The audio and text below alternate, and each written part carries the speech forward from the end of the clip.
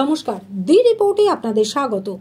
দমদমে শিলভদ্র দত্তের সমর্থনে শেষ বেলায় প্রচারের ঝড় তুলতে প্রার্থীকে সঙ্গে নিয়ে সোদপুর এইচবি টাউন থেকে খড়দহের কল্যাণনগর পর্যন্ত রোড শো করলেন মেদিনীপুরের বিদায়ী সাংসদ, বর্ধমান দুর্গাপুরের বিজেপি প্রার্থী দিলীপ ঘোষ এবং ব্যারাকপুরের বিজেপি প্রার্থী অর্জুন সিং সহ দলের অন্যান্য শীর্ষ নেতৃবৃন্দ।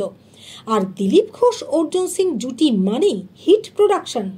সোদপুরেও তার অন্যথা হলো না।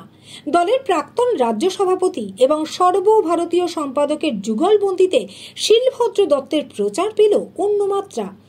দমদমে এবার লড়াই যে হাড্ডাহাড্ডি সে বিষয়ে কোনো সন্দেহ নেই, বরং যত দিন এগোচ্ছে সাধারণ ভোটারদের মনে প্রশ্ন জাগছে, শেষ হাসি হাসবে কে?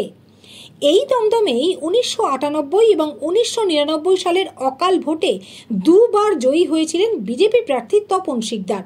তখন অবশ্য মমতা বন্দ্যোপাধ্যায় বা তৃণমূল কংগ্রেস ছিল বিজেপির জোট সঙ্গী। গত 2019-এর ভোটে সিপিআইএমকে পিছনে ফেলে দমদম আসনে বিজেপি উঠে এসেছিল দ্বিতীয় স্থানে, আর 16% ভোট বাড়িয়ে। কিন্তু এবারের পরিস্থিতিটা একটু অন্যরকম।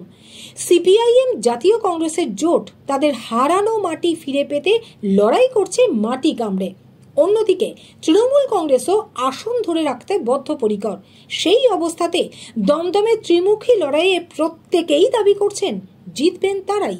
প্রশাসনিক পরিবর্তন চাই, সঙ্গে সঙ্গে এই চিত্রটার পরিবর্তন চাই। 15 বছর ধরে আপনাদের এমপিকে দেখছি আমরা বৃষ্টি এলে বাস নিয়ে ঘোরাঘুরি করেন, এই চিত্রটারও পরিবর্তন চাই। সারা বছর তার মনে পড়ে না যে ড্রেন জাম হয়ে গেছে, বৃষ্টি হয়ে তিনি বাস নিয়ে বেরিয়ে পড়েন। এটারও পরিবর্তন করুন, খালি ড্রেন নয়, তাকেও পরিষ্কার করুন। এই যে জঞ্জালের রাজনীতি, এই দুর্নীতির হিংসার রাজনীতি, এই ঘুষের রাজনীতি, চাকরি চুরি, রেশন চুরি, 100 দিনের টাকা চুরি, কয়লা চুরির রাজনীতি বন্ধ করুন। এই চোরেদের রাজনীতি বন্ধ করুন। আর সকালে উঠে চোরেদের মুখ দেখতে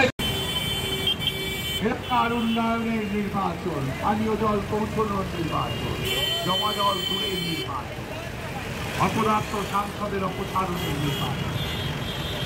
আজ আমার সমর্থনে আমার দুপাশে বাংলার দুই দাপুটে লিডার, একজন দলের প্রাক্তন সভাপতি, প্রাক্তন সহসভাপতি, সর্বভারতীয়,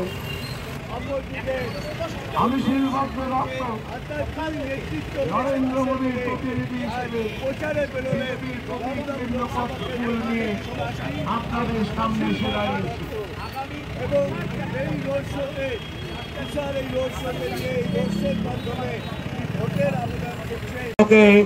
মথুরায় তার ঘরে পৌঁছে দেবেন। বাবু রামচন্দ্র কি জয়, বাবু রামচন্দ্র কি, বাবু রামচন্দ্র, যিনি রামলালার মাথার ছাদ তৈরি করে দিয়েছেন।